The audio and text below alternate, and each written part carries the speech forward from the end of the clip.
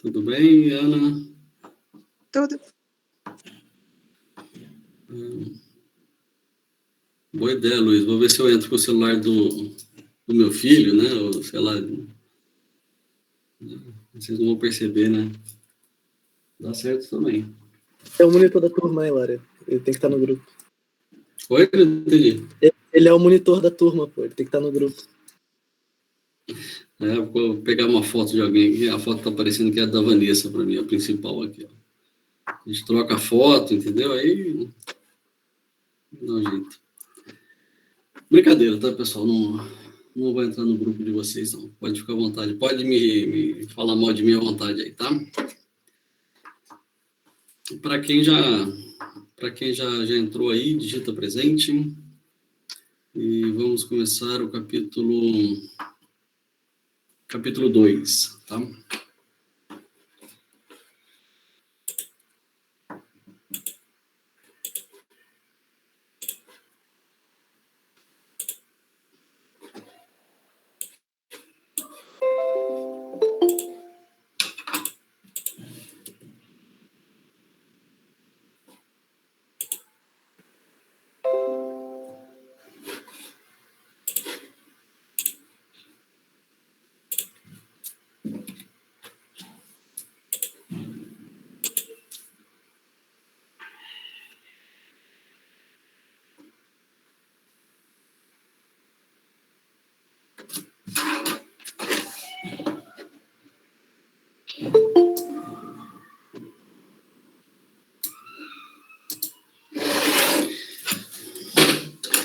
Bom, então olha só.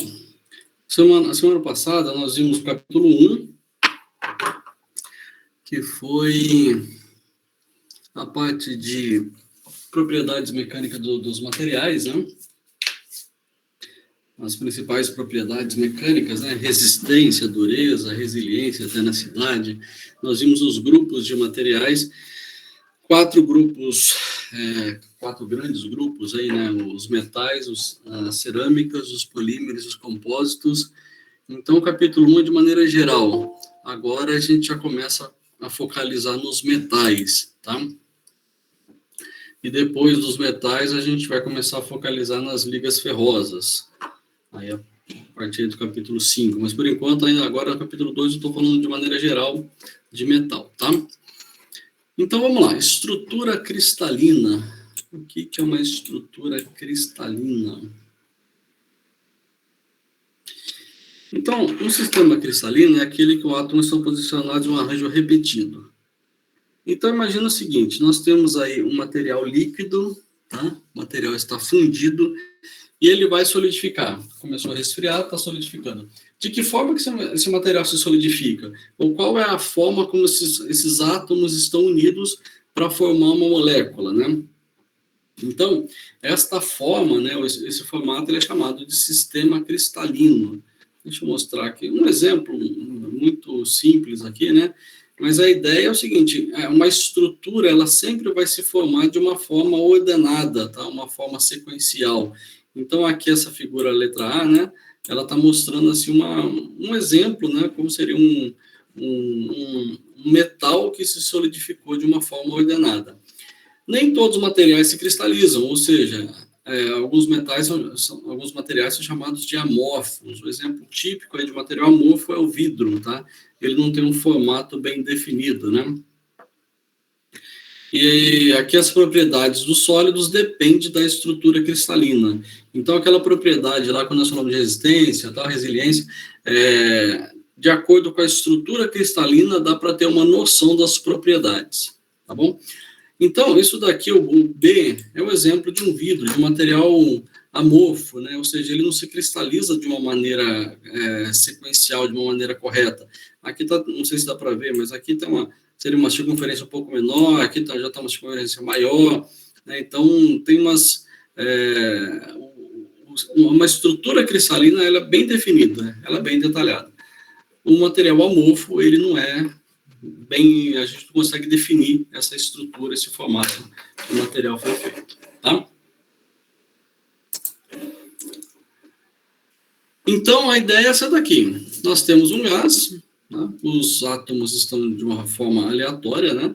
Nós temos um líquido dentro de um recipiente, nós temos um material amorfo, onde essa junção, ela não é, a junção dos átomos, ela não é de uma forma ordenada, e nós temos os metais, né, os materiais, que nós temos aí uma forma característica, cada metal tem a sua forma característica, o seu sistema cristalino, tá? Muito bem definido. E quais são esses sistemas cristalinos? São esses daqui, ó. Cúbico, tetragonal, ortorrômico, monoclínico, triclínico, hexagonal e romboédrico. Precisa saber todos esses nomes para a prova? Sim ou não? Espero que não, né, professor? Também não, né? Não precisa todos eles não, tá? Mas esse daqui é o essencial para a gente, que é o mais simples, né? O cúbico e o hexagonal, eventualmente. Mas a estrutura cúbica que a gente vai aprofundar. E por que o cúbico? Porque o ferro é uma estrutura cúbica e o aço é feito de 99% de ferro. Então, o aço também tem estrutura cúbica, tá? Então, o nosso foco desses 7 aqui é o cúbico e alguns metais hexágono, mas os principais a gente vai trabalhar com a estrutura cúbica somente, tá? E, basicamente, de maneira geral, assim, o que a gente poderia dizer que quais são as diferenças entre esses daqui?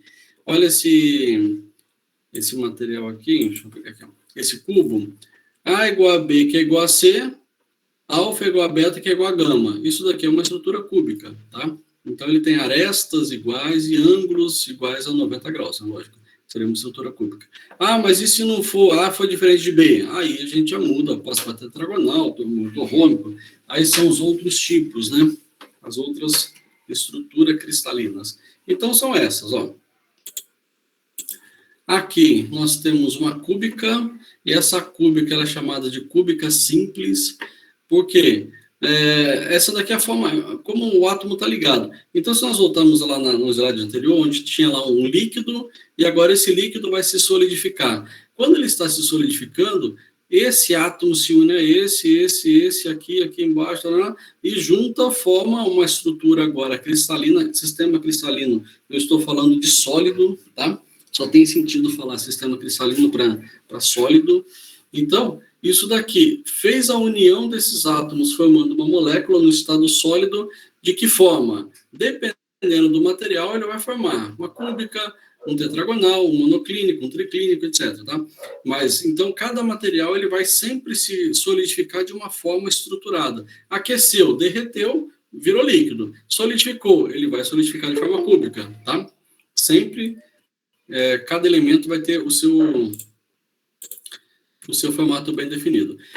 Então, o que é uma estrutura cúbica? Cada átomo aqui, ó, está no vértice, tá vendo? Ó? Nesse caso, teria 8 átomos. Se for átomo de ferro, por exemplo, são átomos, se for uma estrutura de ferro, né? Esses aqui são átomos de ferro. Se for de cobre, são átomos de cobre. Então, eu estou falando do material, né? O átomo daquele material que está sendo solidificado. Só que a cúbica, isso daqui tudo é cúbico, tá vendo? Essas 3 aqui. Ela tem 2 subdivisões. Tem essa primeira que nós chamamos de cúbica simples, tá? Átomos nos vértices, e tem essas 2 aqui que nós chamamos cúbica de face centrada e cúbica de corpo centrado. Qual que é a diferença entre eles? Vou pegar o corpo centrado primeiro. Todos eles são estruturas cúbicas. Então, A é igual a B, que é igual a C, e o ângulo interno, tudo de 90 graus, né? Por isso é um cubo. Só que para ser cúbica de corpo centrado, além de ter átomos nos vértices, também existe um átomo no centro, ok? Por isso ele é chamado cúbica de corpo centrado. Existe um átomo aqui, não sei se dá para ver vocês aí, mas aqui tem um átomo, tá? Isso é característica do material. O material vai solidificar dessa forma, cúbica de corpo centrado. E o cúbica de face centrada, além dos átomos nos vértices, existem átomos nas faces. Então, aqui, ó, em cada vértice tem um átomo, só que nessa face superior tem um átomo. Nessa face lateral tem um átomo. Na face da frente tem um aqui. No outro lado tem um aqui. Embaixo e outro do outro lado. Ou seja, as 6 faces possuem 6 átomos. Ux, já apareceu isso mesmo. Ô, Luiz, é exatamente isso. É por isso que considera líquido, o vidro um líquido, porque ele não tem uma forma bem definida. Inclusive, o líquido, desculpa, eu vi a mensagem do Luiz aqui, no chat, né? Mas o líquido, ele está escoando, por isso ele é considerado um líquido, né? As catedrais antigas aí da Europa, né? Os prédios antigos, a base dela está mais larga do que o topo, né? Então, assim, é um escoamento extremamente viscoso, né? Mas o que acontece é esses vitrôs grandes, eles estão escoando, né? Eles estão descendo, né? Tá? Mas é isso mesmo. Beleza, Luiz?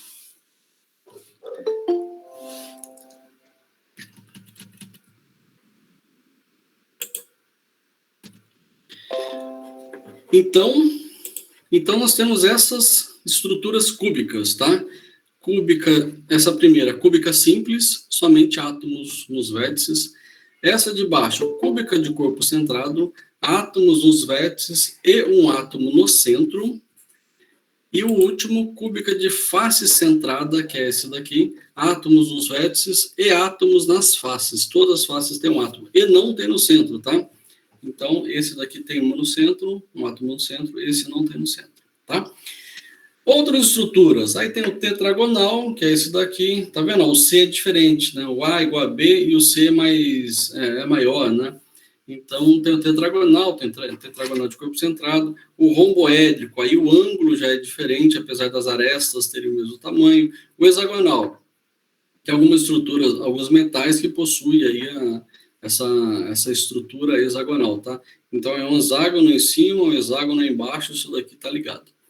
Esse daqui, ortorrômico, né? A diferente de B, que é diferente de C, né? Então, são valores diferentes. Aí tem várias divisões também, de face centrada e tal. O monoclínico e o triclínico. Beleza? Pra gente, repetindo, o que interessa é essa estrutura cúbica, mais esses dois aqui, ó.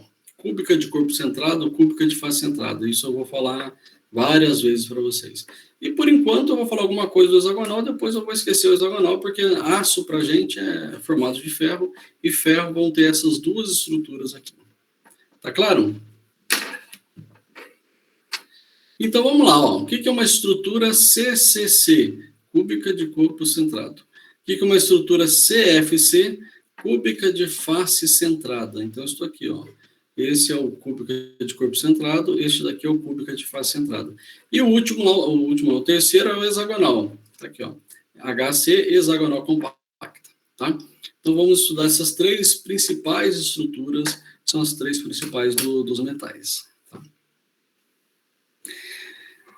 Estrutura cúbica de corpo centrado. Cúbica, então, significa que tem átomos nos vértices. Todos os vértices aqui nós temos átomos.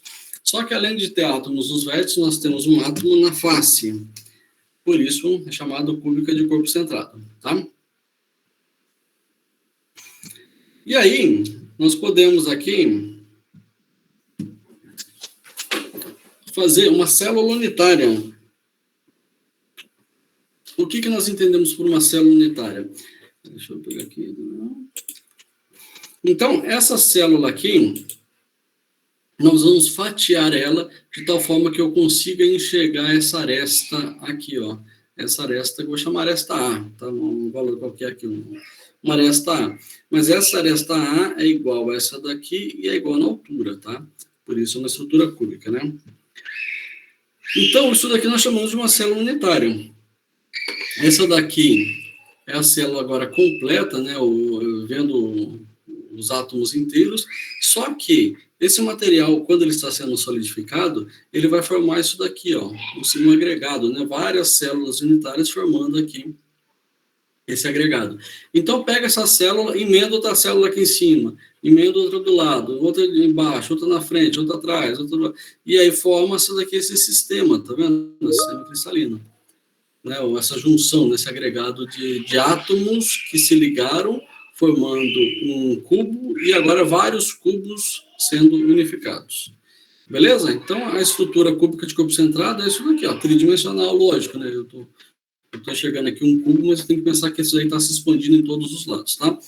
Agora, quando eu enxergo esse lado aqui, que é uma célula unitária, eu vou pensar, essa daqui é a minha esfera central, que é essa daqui, e aqui nos vértices eu tenho 1/8 de aresta, porque eu cortei ela. Então essa seria um cubo, né, um cubinho perfeito assim, né? Porque a outra, um outro oitavo está para cá, o outro está para lá, o outro está para cá, o outro está para baixo. Ou seja, se eu pegar 8 cubos e encaixar aqui, né, eu vou ter 8 pedaços, né? Eu vou ter esse átomo completo, entendeu? Então, fatiei ele de tal forma que eu consigo enxergar aqui as arestas, tá? A estrutura cúbica de face centrada, o que é isso? É uma estrutura cúbica também, então A igual a B, que é igual a C, átomos nos vértices, tá? Só que agora, além de ter átomos nos vértices, nessa face eu tenho um átomo, nesta face eu tenho outro átomo, em cada face aqui eu vou ter átomos, tá? Ele já...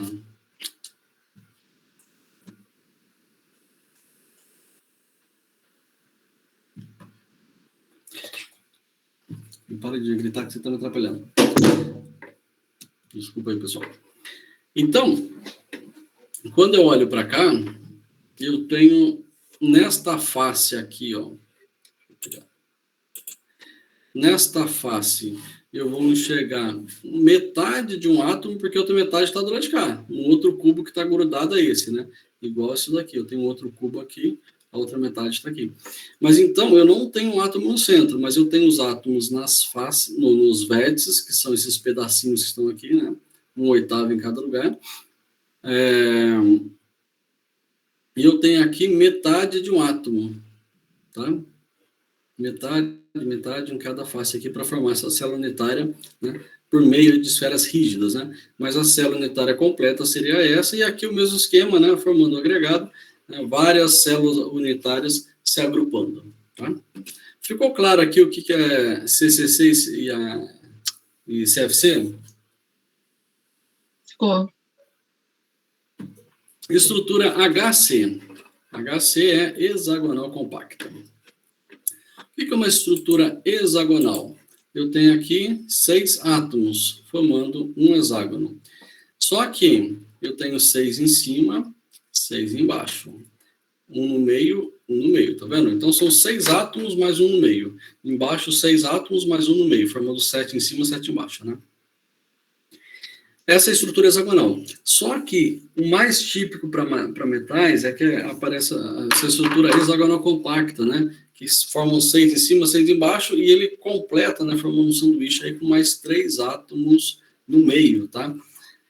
Então, essa é a estrutura hexagonal compacta. Eu falei no começo, vou repetir, tá? Então, se isso daqui é são átomos de, sei lá, manganês. Então, são todos átomos de manganês e vai formar essa estrutura hexagonal compacta, tá? Não tem mistura, né, nesse caso aí. Então, a princípio, capítulo 2 seria uma molécula perfeita, né, um cubo perfeito, né, uma estrutura perfeita, tá bom? Os defeitos ficam para o capítulo 3. Então, essa é a estrutura hexagonal compacta, ó. Nós temos aqui 7 átomos, né? 6 átomos mais um, embaixo 6 átomos mais um, e aqui 3 átomos, isso daqui tudo agrupado, tá? Formando aí o hexagonal, a estrutura hexagonal, tá?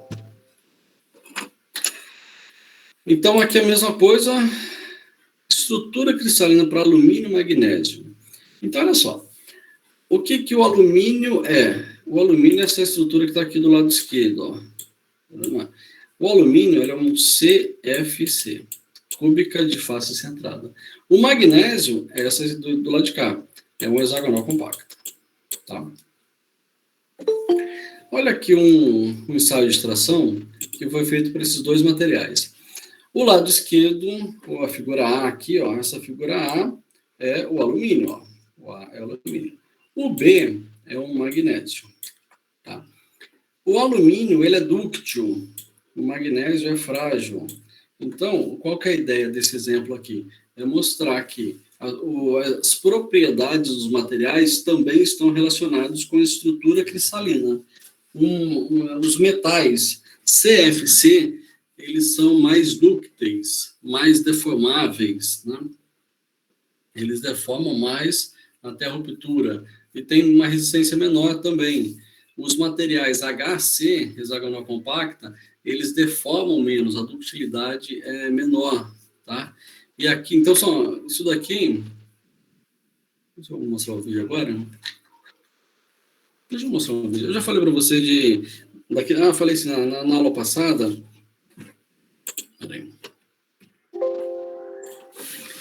Na aula passada eu falei para vocês do diagrama, tensão, deformação. Não falei, mas eu não mostrei vídeo não, né?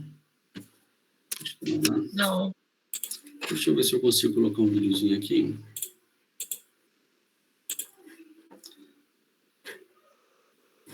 Eu não sei se eu tenho que apresentar. É só o vídeo, deixa eu ver.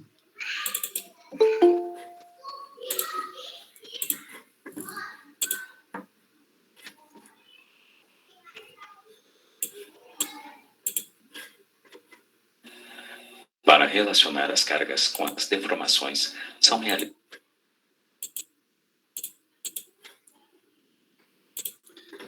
Ver se... eu vou ter que apresentar como uma guia aqui. Deixa eu ver se esse daqui... Vou tentar colocar aqui, ver se vocês estão vendo o vídeo. Agora sim. Agora A imagem sim. Sem barulho? Graças a Deus, sem barulho. Tá bom. Então, olha só. Isso daqui é uma máquina de ensaio de tração. Essa máquina, ela tem um dispositivo e nós vamos colocar nessa máquina um corpo de prova. Esse corpo de prova ele vai ser preso aqui em cima, preso aqui embaixo. E essa máquina ela vai começar a tracionar, ela vai descer, né? E ela vai começar a tracionar, colocando força no material, tá? E isso daqui é que sai aquele gráfico que eu mostrei semana passada. Lembra o diagrama tensão-deformação? Onde mostra a tensão resistente, o lado... a tensão, a deformação, o módulo de elasticidade, a região elástica, a região plástica, tá? Sai deste ensaio de tração. Eu vou colocar aqui... Depois você nos fala se tem som, mas ele tá só lendo o que está escrito aqui, eu não gosto não, tá? Mas eu só vou mostrar esse videozinho aqui. Para relacionar as cargas com as deformações, são realizados ensaios dos materiais. O ensaio de tração simples é muito utilizado para medir as propriedades mecânicas dos aços. Os ensaios modernos são realizados em máquinas de ensaios mecânicos de acionamento hidráulico, controladas por computador, que medem o alongamento de um trecho submetido a valores crescentes de esforços de tração.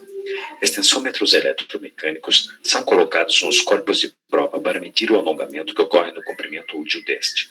À medida que o corpo de prova é puxado, a carga de tração é medida e registrada pela máquina de ensaio. O extensômetro fornece uma medida simultânea do comprimento correspondente, ou seja, ele mede diretamente o alongamento da peça. Conforme o ensaio é realizado, o computador da máquina desenha o diagrama tensão-deformação para o aço ensaiado. A partir deste diagrama, podemos deduzir diversas e importantes propriedades mecânicas do material. A lei de Hooke é válida até um certo valor da tensão. Ultrapassando o regime elástico, o aço apresenta uma propriedade chamada escoamento, caracterizada pelo aumento de deformação, mantendo-se a tensão constante. O escoamento produz, em geral, uma deformação visível da peça metálica. Continuando a aumentar a tensão, atinge-se o limite da resistência do metal. Neste ponto, a carga começa a cair e o corpo de prova começa a empescoçar. O empescoçamento é chamado estricção. A estricção continua até que ocorre a abertura na chamada tensão de ruptura do metal. Esta ruptura é chamada ruptura dúctil, pois o aço sofre grande deformação antes de fraturar. Materiais dúcteis permitem que grandes deformações locais ocorram próximo a concentrações de tensão, prevenindo desse modo que falhas repentinas e catastróficas ocorram. Deu para ouvir, pessoal, ou não? Só para ver. Deu para ouvir sim. Deu para ouvir? Então tá bom. Não sabia. A maneira que eu projetei aqui foi diferente.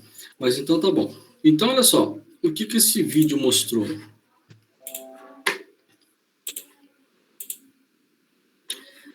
Então,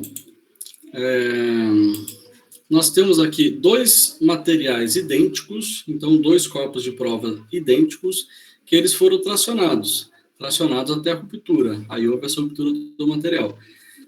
Quando a gente olha para esse lado esquerdo aqui, esse A, ele é muito parecido com o material, o comportamento do material que foi mostrado no vídeo, tá?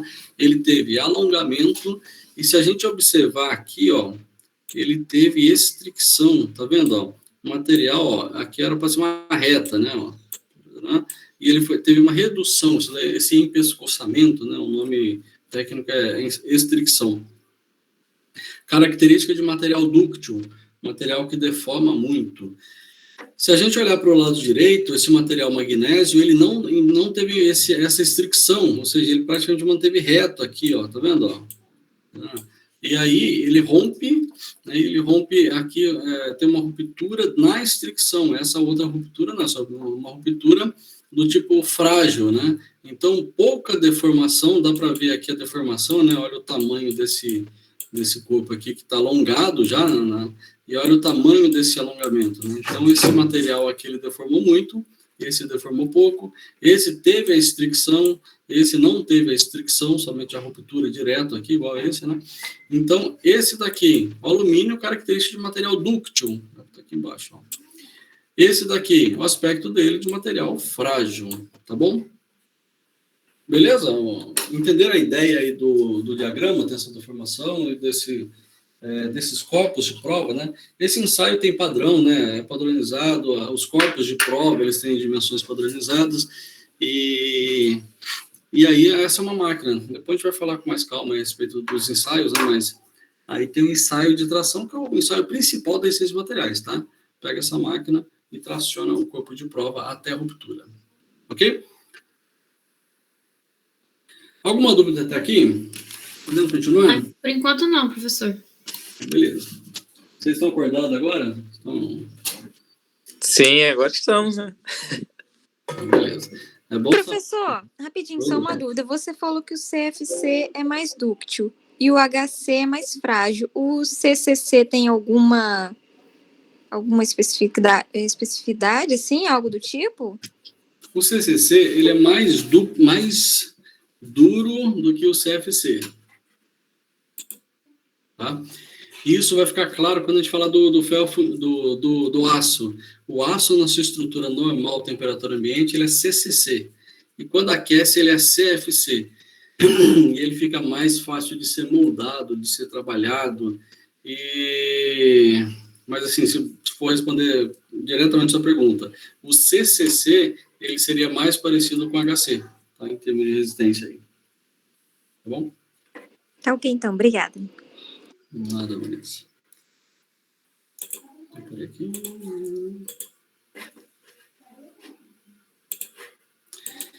Bom. Estrutura cristalina dos metais. Então, vamos lá. Então, se a gente observar essa tabela, quais metais que são CFC, cúbica de face centrada? Alumínio, cobre, ferro, chumbo, zircônio, cobalto, né? Níquel, todos esses materiais aqui, ó, ouro, tá? Todos esses elementos aqui, qual a estrutura deles? Eles são CFC. O HC,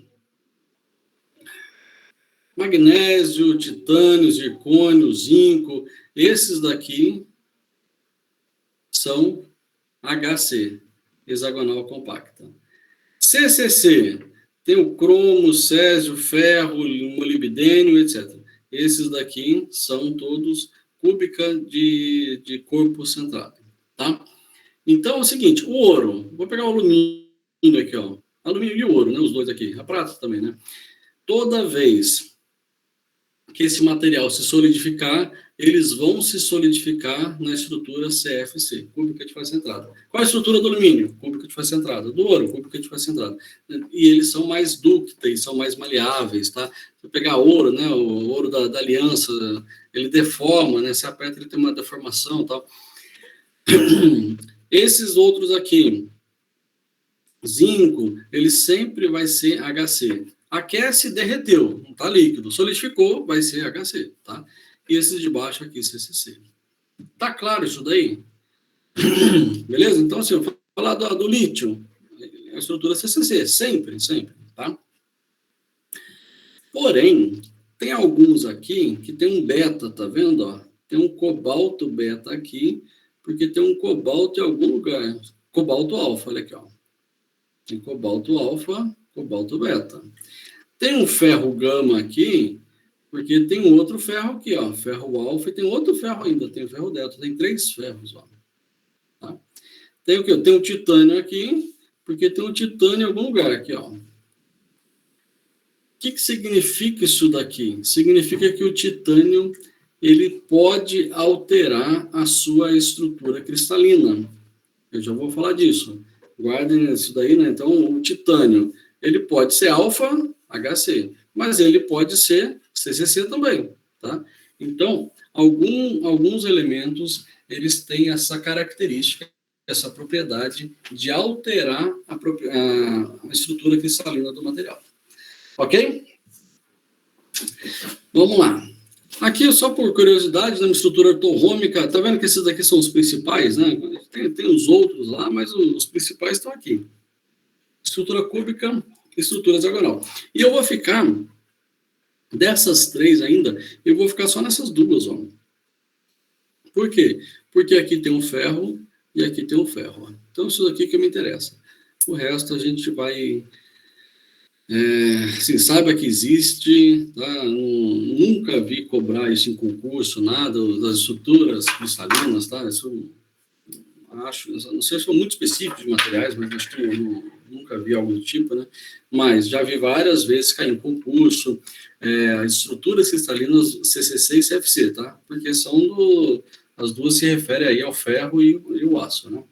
Mais uma ortorrômica, urânio, tá? Uma estrutura diferente, né? E o polônio é também cúbica simples, né? É o único elemento que eu conheço que é a estrutura cúbica de simples, tá? Alguém sabe aí para que serve polônio? Já ouviram falar? Não sei não, professor. Polônio é muito interessante. O polônio serve para matar espião russo.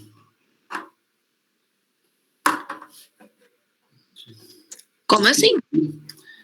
Vamos lá, isso aqui foi em 2016, e acho que não foi a única vez. Tem outro espião russo aí que morreu, quase morreu, tentaram matar com polônio.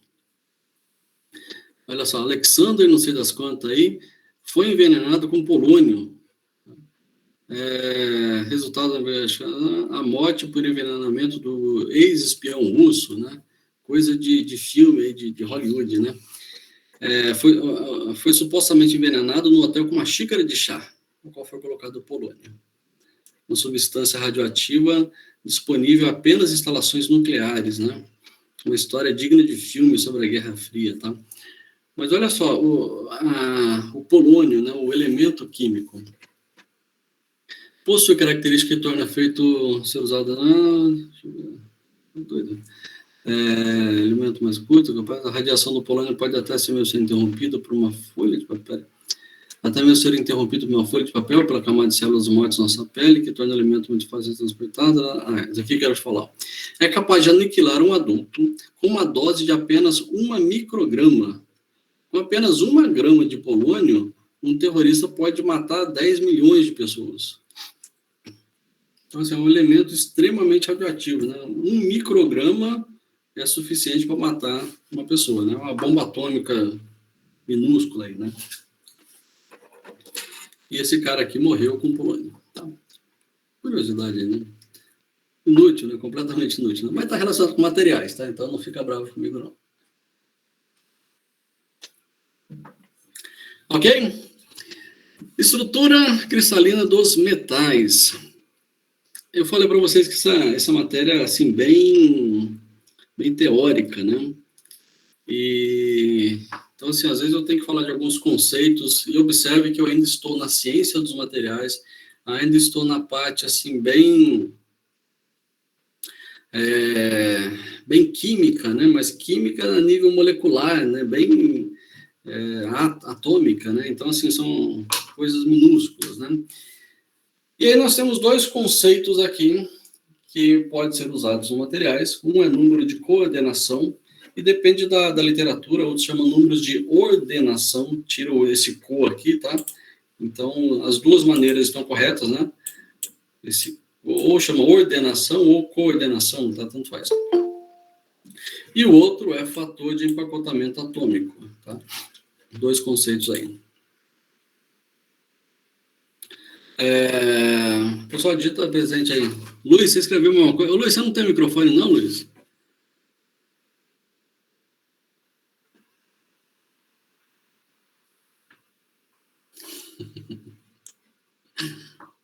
Pelo amor de Deus, não vai entrar na política aqui, pelo amor de Deus, né?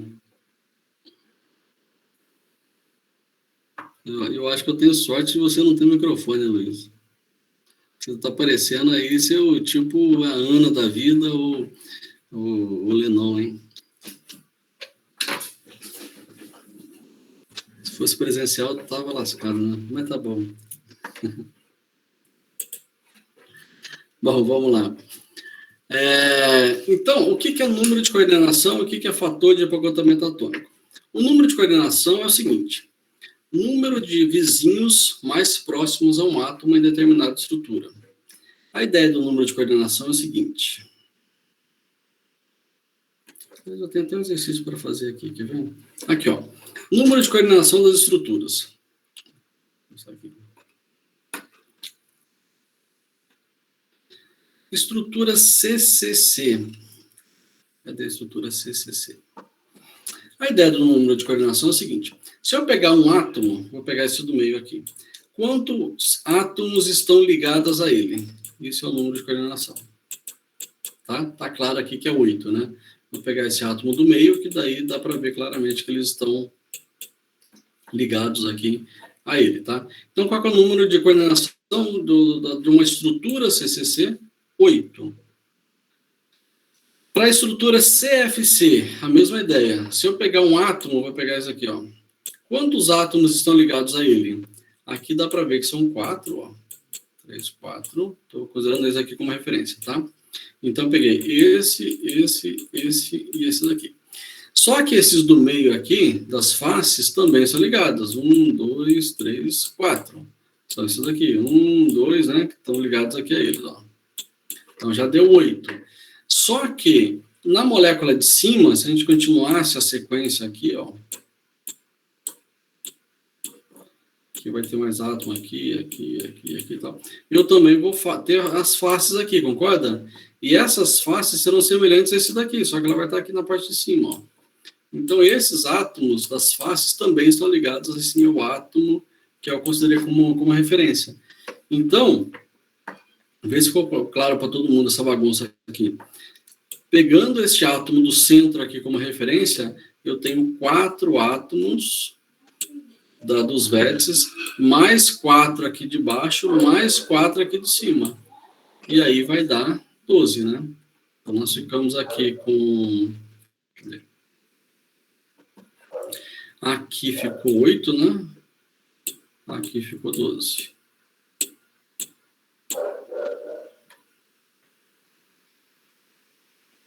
Tá bom? Alguma dúvida aí?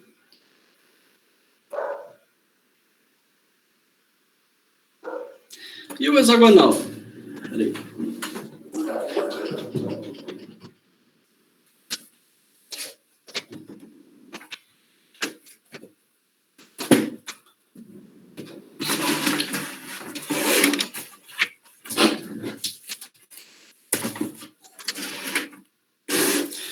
E o hexagonal, pessoal, se a gente pegar um átomo, vou pegar esse aqui como referência, ó.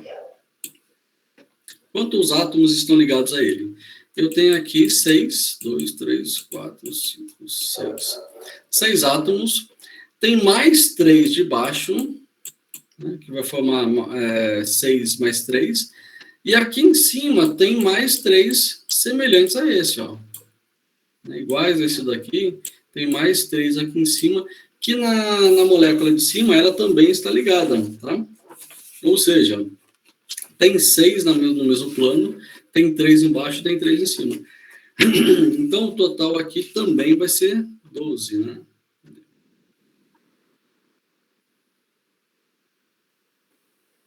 Aqui também. Hilário, não tá ligado com lá de baixo, não? Também?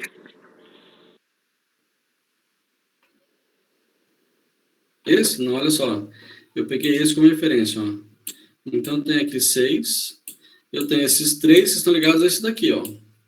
Ah, sim. Tá? Ok? Então, é isso. Deixa eu ver. Tá. Então, esse é o número de coordenação ou número de ordenação, tá? Agora, fator de empacotamento atômico. Grau de ocupação de uma célula unitária. Essa ocupação a gente pode entender como densidade, tá? Se a gente olhar pelo denominador aqui, volume da célula. Qual o tamanho dessa célula? Né? Pensando naquele cubo lá. Em cima, volume dos átomos da célula. Então, se eu pensar numa estrutura que tem um volume disponível, é o denominador, e dentro tem um número de átomos, uma quantidade preenchida por átomos, esse é o numerador. Então, esse fator de empacotamento atômico nada mais é do que uma densidade. Quantos de átomos tem num espaço disponível, né? Uma relação aí, uma ideia de densidade, tá? E aí, a ideia aqui, o 2, calcule o volume de uma célula unitária CFC, tá? Em termos do raio atômico R. Então, eu tenho aqui uma estrutura CFC, átomos nas faces, aqui, aquele cubo, né? Aquela célula unitária, onde aqui tem A, aqui é A, e aqui não mostrou, mas aqui é A também, né? Essa distância aqui, né? Em termos do R, quem é o R? É um raio atômico, tá vendo aqui, ó? Esse é um raio atômico. Ou seja, essa hipotenusa aqui, né, você pegar o cateto A, o outro cateto A, essa hipotenusa vai ser 4R, né? Então, eu vou calcular o volume de uma célula unitária em função do R, né? Que é o raio. Deixa eu ver se isso aqui tá resolvido. A impressão que já tinha feito isso.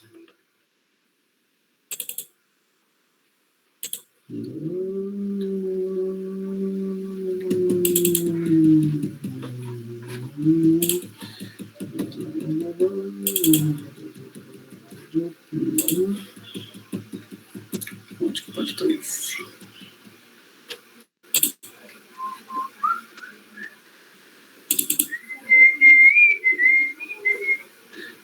Tá aqui. Exemplo. Deixa eu ver se é isso.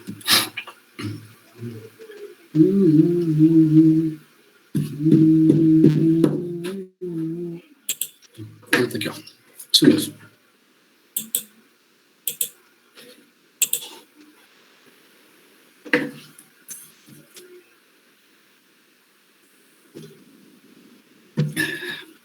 Luiz, por nome eu não. É difícil, cara. Só vendo foto. Professor, você já fez um exercício, eu acabei não tirando print. Você pode voltar lá na tela ou já apagou? Esse aqui? Isso. Eu apaguei que eu esquei, né? Mas aqui é 8, 12. Ah, não, mas ele vai estar aqui, ó. Você tem que copiar, olha aqui, ó. Aqui tem um resumo, tá vendo? Ó? Número de coordenação, 8, 12. Vai faltar o HC. Mas é 8, 12, 12. Tá? Tá ok, obrigada. Aí, olha só. Então, nós estamos lá no exemplo 2.2, tá? Calcule o volume. Essa é a pergunta, ó. Calcule o volume de uma célula unitária CFC em termos do raio. Então, como que eu calculo o volume? O volume vai ser A, que é aresta, elevado ao cubo. Essa é a equação. Mas quanto que vale o A?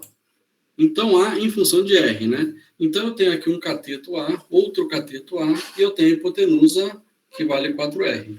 Então, nós temos A ao quadrado mais A ao quadrado é igual a hipotenusa elevado ao quadrado. Então, aqui vai dar 2A elevado ao quadrado é igual a 16R elevado ao quadrado, tá?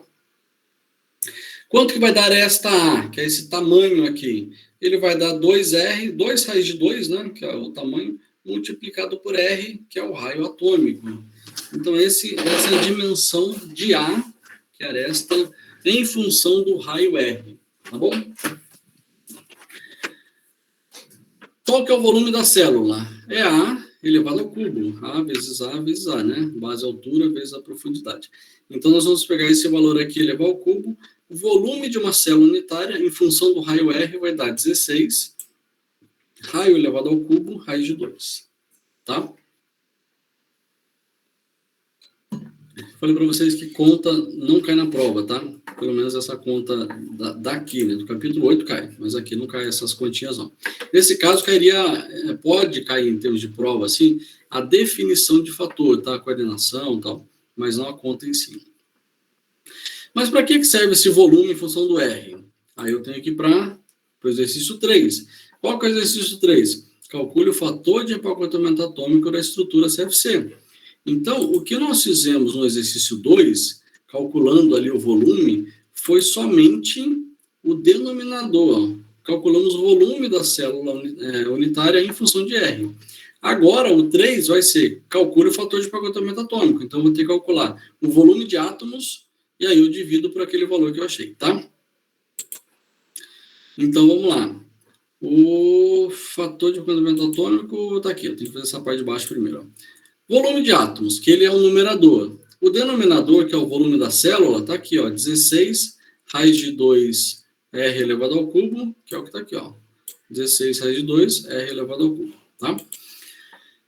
Quem que é o volume de átomos? É a quantidade de átomos multiplicado pelo volume de cada átomo. Então, vamos voltar lá para o nosso CFC, está aqui, ó. Olha só, quantos átomos tem dentro dessa estrutura? Eu tenho meio mais meio, dá 1. Meio mais meio aqui de baixo, dá 2. Meio do lado de lá com meio do lado de cá, dá 3. Então, nas faces, esse meio átomo aqui, né, eu vou ter 3 átomos. Esse pedacinho aqui é 1/8 de átomo.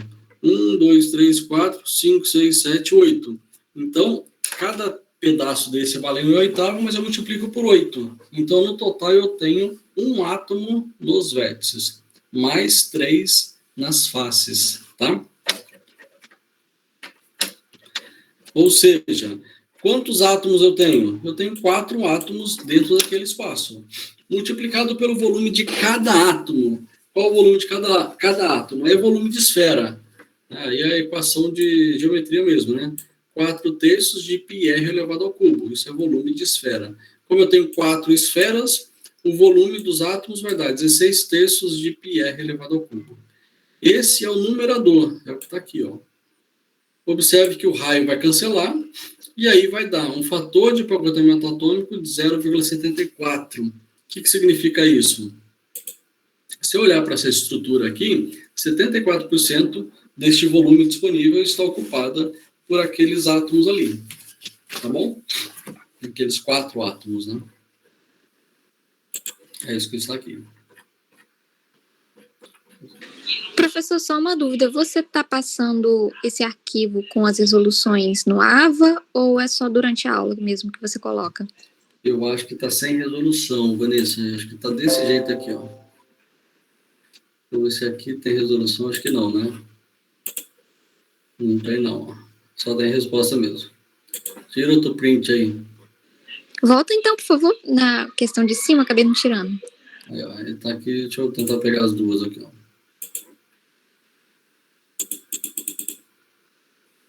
Deu aí? Foi sim, obrigada. Por nada. Então, nós temos aqui o fator de empacotamiento atômico e esse valor 0,74. Onde que eu vou enxergar ele? Aqui, ó. Então, esse é um resumo para a cúbica, tá? O hexagonal não está aqui. Mas, então, para a estrutura cúbica,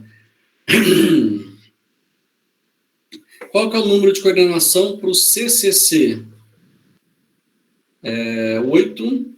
Aqui, CFC, 12. eu não fiz, mas para a cúbica simples, o número de coordenação vai ser 6.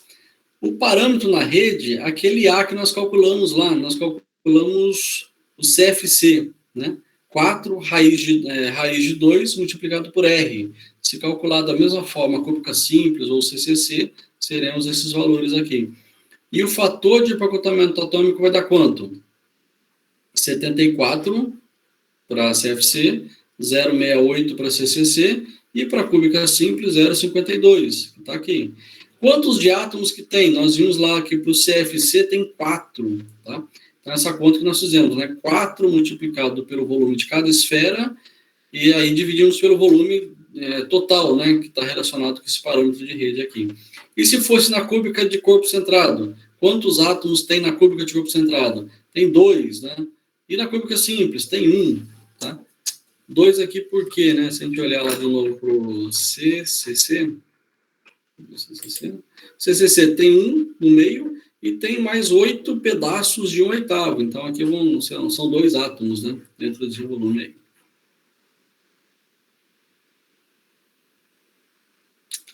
Tranquilo, pessoal? Alguma dúvida até aqui?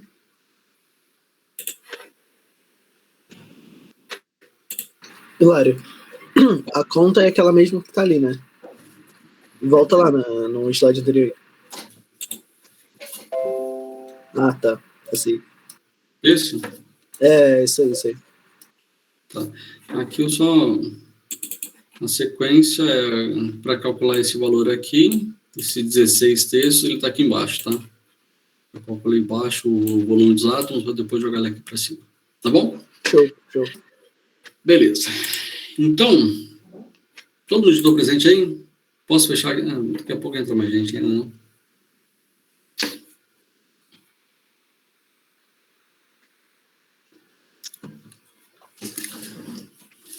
Então, vamos lá. Pessoal, é muito provável, tá, que na quinta-feira e sexta-feira da semana que vem eu não vou lecionar, não teremos nossa aula, tá? Mas eu confirmo com vocês, assim, na verdade tá tudo certo para eu não ter aula. Eu vou ter um compromisso quinta e sexta-feira que vem, tá? Então já fique acertado aí que a semana que vem não terá a minha aula, beleza? E se houver alguma mudança, eu informo, tá? Mas de qualquer jeito eu passo o e-mail para vocês aí na semana que vem, só confirmando, mas se tiver algum problema, eu aviso para vocês, mas não teremos aula. Beleza? Vocês querem... Quem ficar com muita saudade, fica triste aí, pode entrar na aula de Resmate 2, na quarta-feira, entendeu? Aí quarta-feira, até quarta normal, tá? Aí quinta e sexta que não vai ter aula. Ok? Amanhã eu falo de novo aí para todo mundo, mas segunda, terça-feira eu mando um e-mail confirmando, tá? Nem avisei o Evaldo ainda, vou falar com ele, mas já tá... vocês já ficarem cientes aí, tá? Bom...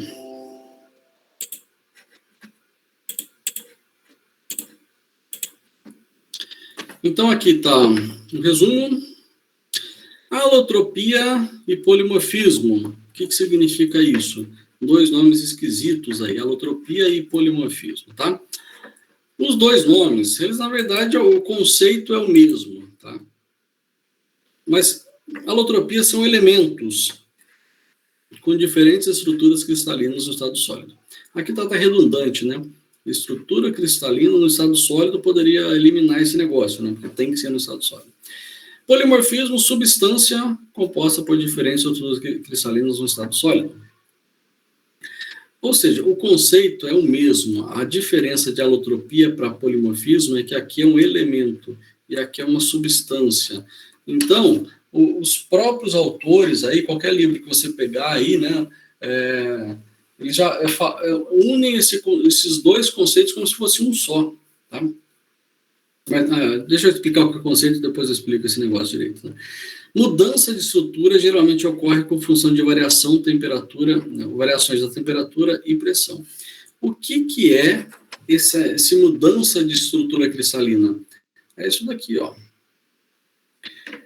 O ferro, não tem o ferro gama e tem o ferro alfa? Ou seja, o ferro, ele é alotrópico. Tá? Ele pode alterar a sua estrutura cristalina. É o que está aqui, ó. Ferro com ferro. O cobalto, cadê outro cobalto? O cobalto está aqui, ó.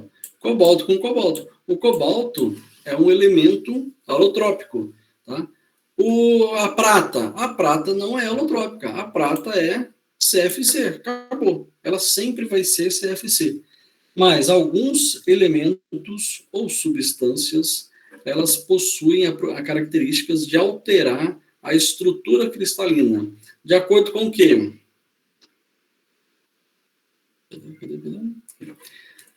Temperatura ou pressão. Principalmente temperatura. Sempre a gente pensa na alotropia por variação de temperatura. Só tem o caso aí do grafite, que é pressão, tá? Mas sempre a gente pensa aí na temperatura. Então é o seguinte, vamos pegar aqui, ó, qual que nós somos lá? O cobalto. O cobalto está aqui. Qual que é a estrutura do cobalto a temperatura ambiente? Ele é hexagonal compacta. Porém, se aquecer o material, quando ele chega em 427 graus Celsius e aumenta a temperatura, ocorre uma mudança de estrutura cristalina. O material vira agora CFC, cúbica de face centrada. Tá? O lítio é CCC, mas se resfriar ele a menos 193, ele muda para HC. O zircônio, HC, mas em 800 graus Celsius, 872, ele muda para CCC. Então, estes materiais são materiais alotrópicos. Ficou claro agora por que existe um cobalto alfa, cobalto beta, ferro gama, tá? E outros, titânio, etc. Né? Então, esses elementos que possuem a característica, né, a propriedade de mudar a sua estrutura cristalina, eles são chamados de alotrópicos. E o que é polimorfismo? São substâncias. Então, a ideia disso daqui é o seguinte, se eu falo do ferro, o ferro é um elemento e é alotrópico. Se eu falo do aço, o aço é uma liga ferro-carbono, mas ele também muda a estrutura, então ele é um polimorfismo. Então, assim, se eu estou falando de o vanádio, sei lá, o lítio, aqui, o ferro já falei, não, o cobalto, né? O cobalto, se ele estiver puro, ele é alotrópico, mas se ele estiver associado a outra coisa, não, uma substância feita de cobalto, agora ele é polimorfismo. Então, assim, no fundo, o conceito que importa mesmo é a mudança de estrutura, e não essa definição aqui, o que é alotropia, o que é polimorfismo, entendeu? A diferença entre eles. Tá? Então, a maioria dos autores, né, a gente ouve, lê aí, né, fala assim, alotropia, entre parênteses, polimorfismo, ou seja, é a mesma coisa. Tá? Ficou claro o conceito aqui, a diferença entre eles, mas o principal é diferentes estruturas cristalinas, ou seja, as características dos materiais de mudarem a sua estrutura cristalina. Tá? Beleza? Esse é o conceito de alotropia. Ok? Tranquilo, pessoal? Show, professor. Arthur, você ficou feliz Tranquilo, no vai dar aula?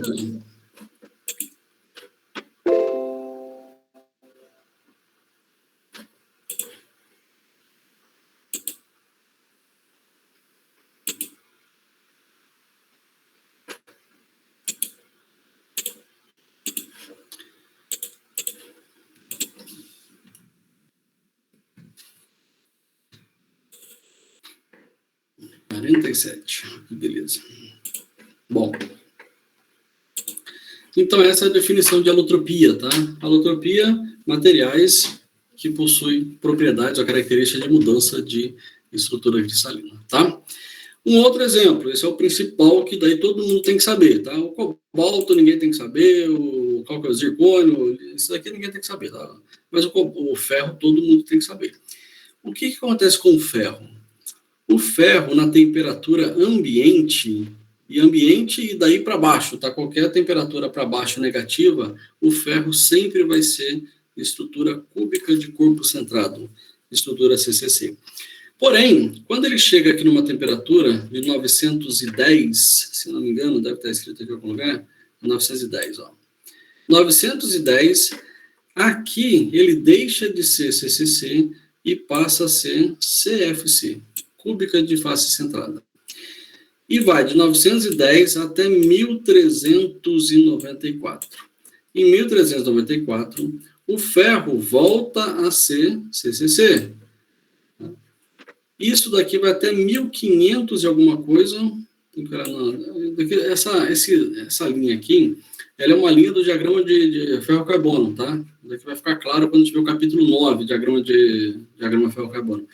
Mas aqui, esse valor é 1500 alguma coisa, 1534, se não me engano. Então, isso daqui, até esse ponto, ele é CCC. E a partir daqui para cima, ele é líquido, tá? Aí não tem mais estrutura cristalina. Ou seja, se a gente pegar o ferro puro, né, e o ferro líquido, aí a 1600 graus Celsius, ele está no estado líquido. Começa a resfriar. Quando chega aqui em 1500 e pouco, ele solidifica, mas ele solidifica na forma CCC. Esse é que apareceu lá atrás, lembra que estava um delta, ó, ferro delta, naquela tabela lá? Aí chegou aqui em 1394, estou resfriando, está descendo, tá? O ferro CCC vira agora CFC, chamado de ferro gama. Tá? Resfria até 910. 910, transformação de novo, alotropia, vira ferro alfa, estrutura CCC. E aí, até qualquer temperatura para baixo, o material agora está na estrutura CCC. Ficou claro aí a definição de alotropia e principalmente essa característica do ferro? Tá? Nós vamos ver mais para frente aí a parte... Por que o ferro é importante? Porque o aço é 99% de ferro. Então, quando eu estou falando do ferro puro, que eu estou falando ferro alfa, ferro gama, ferro delta, o aço vai ser exatamente a mesma coisa. O aço vai ter estrutura CCC, estrutura CFC e estrutura CCC também, tá? É a mesma ideia aí do comportamento do ferro, com pequenas variações que nós estudaremos aí no capítulo 9, né? Tanto é esse nome que está do lado aí, tá vendo? Austenita aqui, ó.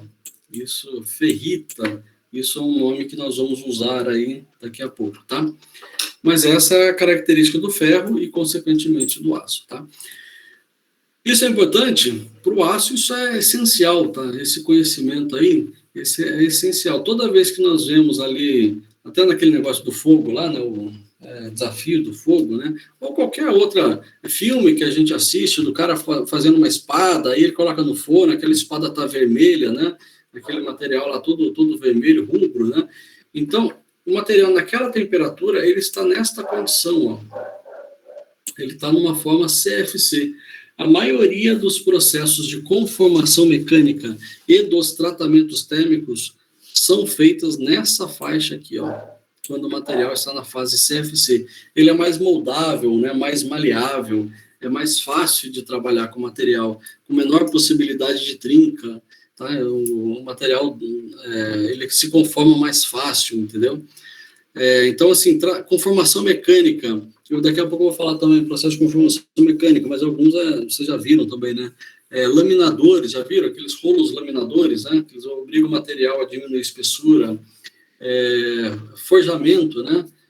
Através aí de prensagem, né? Você coloca uma peça e uma prensa, né? Pressiona essa peça para moldar, né? Tem uma matriz ali, um molde. Ou martelagem, que a prensa cai por gravidade, né? Esse forjamento aí agora é por gravidade, dá uma pancada, né? Extrusão, trefilação. Então, são processos de conformação mecânica, né? Muda o formato do material. E esses processos, normalmente, são feitos a quente. A quente significa na fase da austenita, né? A estrutura CFC, tá? Tratamento térmico, têmpera, normalização, recozimento, também são feitas nessa região, nessa faixa de temperatura, tá? Então, o normal do aço aquece, faz alguma coisa e resfria, tá? O tratamento térmico é isso, né? Aquece e resfria, né? O tratamento térmico é aquecimento. Tranquilo, pessoal? Alguma dúvida até aqui? Depois a gente vai entrar nos tratamentos, tá? Mas por enquanto eu estou preocupado com essa divisão aqui, né? Tá?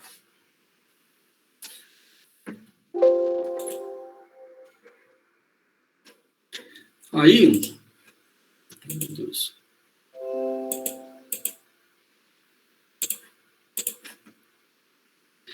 Um outro exemplo aí de alotropia é de carvão, né, do carbono, né? Então, o carbono, sob elevadas pressões, adota aí a forma de diamante, né? Que é uma estrutura aqui, né? E a Torre Eiffel, né? Ela foi projetada com o mesmo formato aí de uma estrutura de um diamante, né? O diamante é um material mais duro, né? Que nós conhecemos aí, tá? Essa é a estrutura do diamante, né? Um átomo tetraedricamente, né? Uma estrutura tetraédrica. Beleza?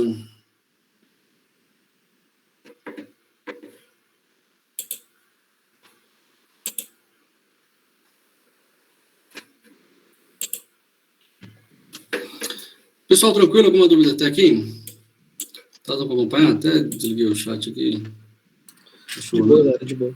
Beleza. Lennon, você tá quietinho hoje? A Ana sumiu. Eu tava comendo, cara. Tava comendo aqui. Então, tá bom. Tem que dar uma comida pro Luiz agora também, um prato de janta para ele também. Tô quietinha não, Hilário. Tô prestando atenção. O que, Ana? Não entendi. Tô prestando atenção. Muito bem. Tô triste porque não vai ter aula semana que vem. Mentira, mentira. Eu sei. Olha, Leno. Bom, então aí, se alguém chegou depois aí, semana que vem não haverá aula, nem quinta nem sexta, tá? Minhas aulas, porém participe das outras aí. Tá show? Tô show. Eu sempre faço. Eu até mandei feliz Dia dos Pais pra Hilário domingo, viu, Hilário? Verdade, Ana. Muito obrigado.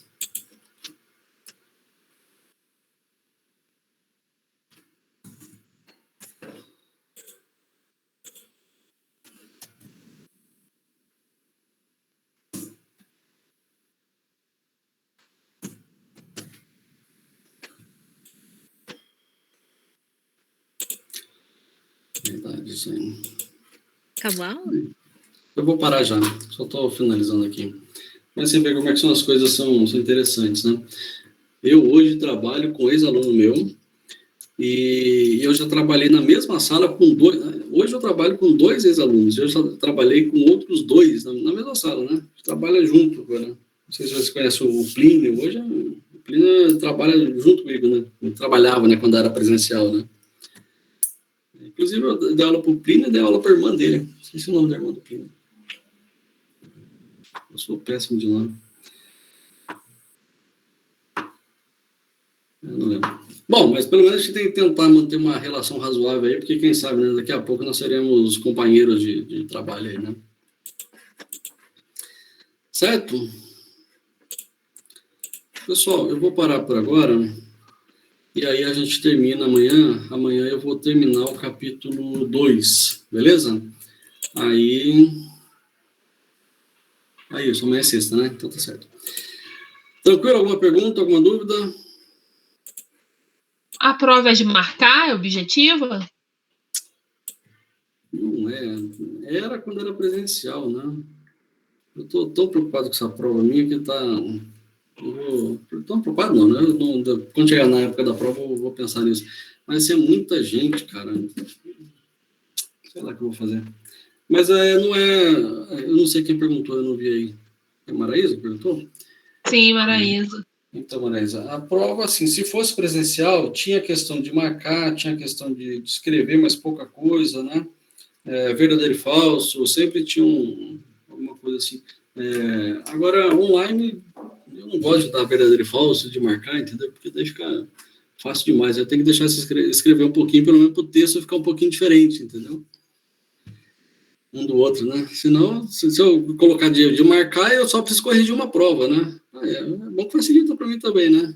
Fica fácil. Entendi. Mas aí... Oi? Não, entendi. Tá, então, de marcar, com certeza não, mas eu não sei como é que vai ser exatamente ainda. Você gosta de colocar uma pegadinha, professor, nas questões de marcar e ficou até com medo. Exatamente. Hilário, eu tenho mais medo da sua prova de marcar do que a escrita. Nossa, eu também. Eu lembro de resmate que eu podia acertar todas discursivas, mas as de marcar, certeza que errava alguma, porque sempre tinha pegadinha. Pior que eu também errava, tá? Eu ia fazer o gabarito, eu sempre errava. Aí, por isso que vou melhorar assim, né? Tá brincadeira, tá?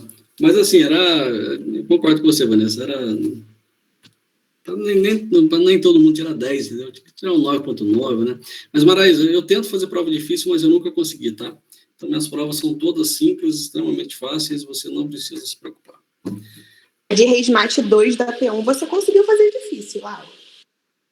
Mas vocês mereciam, né, Ana? Vocês estão falando de online, né? Vocês estavam merecendo. Então, Foi claro, mas eu assistia todas as suas aulas, eu não merecia aquilo. Que isso, professor? Coração duro. E o Lenão tava junto. Você não tava não, né, Igor? Cara, eu vou ser bem sério. Não. Eu fiquei com mais medo da P2 de Resmate 2, cara. Porque era discursivo e não tinha muitos cálculos. Tinha alguns. Aí, aquela ali foi pegada.